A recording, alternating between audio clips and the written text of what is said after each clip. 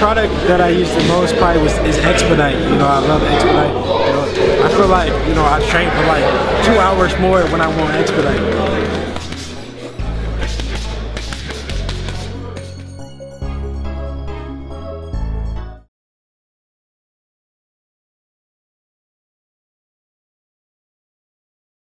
Not looking past Relic, but what names interest you, like in your division, or even?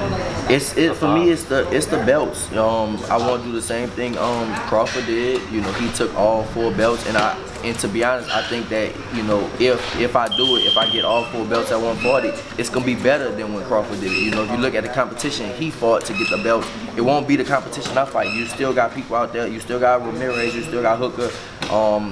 Who else is a title? Baranchek, and now I'm fighting Relic. So you got all these are, I feel like this batch of 140 right now with the belts is a better batch than when Terrence Crawford, you know, than when he took all the belts. So that's my whole goal, to basically take over all the belts at 140.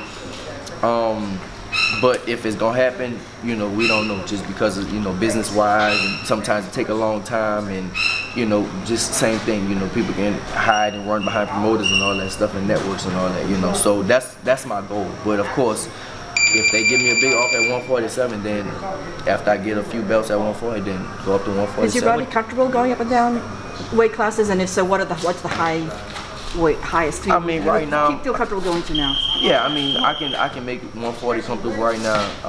Of course, probably now I might be closer to 160. So of course it'll just, I think if I go up to 147, when I go up to 147, I'll put a few more pounds of muscle maybe on my legs and on my neck, and then I think it'll be comfortable.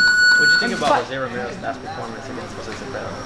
I think he almost lost that fight. You know, I to be honest, I saw up to about 7 rounds, and so up to the 7 rounds, it looked like he was, you know, he was losing the fight. You know, so I didn't see that. I can't really speak on that, but just imagine if he would have got hit by those shots from me that he got hit by Cepeda, that would have been lights out for him. Mm-hmm. Your last fight in New Orleans, was it the crowd or the size of the arena, or being in your hometown that kind of got you a little bit? Well, I think it was just like the fight before that, because I was so nervous the fight before that, so I was just like, you know, I'm not gonna be nervous. I'm gonna be comfortable. I'm gonna be way more comfortable this time, and you know, like I said, that's what I did. It was just a mindset thing. The fight in July, I had all kinds of people in my dressing room playing around and stuff like that. We came out with the Indians, and it was like more of a show. And I was involved in the show, basically. I was like, mentally, I was still in that show because it was just a fun atmosphere. And the fight in October, it wasn't like that. You know, of course, it was less people there. We still had a nice crowd, but it was less people. And mentally, I was just, you know, way more relaxed. Just even the week leading up to it, I was just relaxed. I was just way more relaxed going into the fight. Who are the fighters that you emulate, and who are the fighters that you looked up to growing up? It's a bunch. As a southpaw, you always gotta watch Pernell Whitaker. As a southpaw, every southpaw should watch Pernell Whitaker. Marvin Hagler's brand. Tyson was #1. That's who I actually started boxing to be like Mike Tyson. You know, Ali, just a whole Henry Armstrong, Ray Robinson. It's just a whole bunch of fighters. I looked at all of them basically, and so I try to, you know, take something from everybody and try to, whatever works for me, then, you know, I'll do it.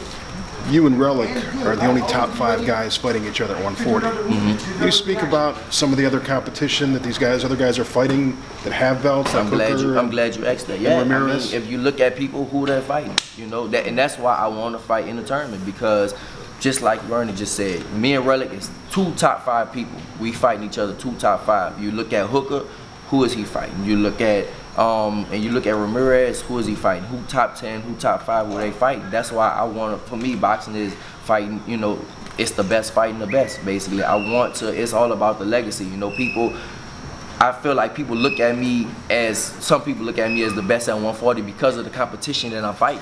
I fought 2 former world, one of them is a unified world champ. I stopped him in 2 rounds. Terry Flanagan is a former world champion, and I just dominated him. Maurice Hooker, he fought Flanagan, and you know, it was a struggle. It was a struggle for him, and I completely dominated. You know, so yeah, my whole thing is like competition. I wanna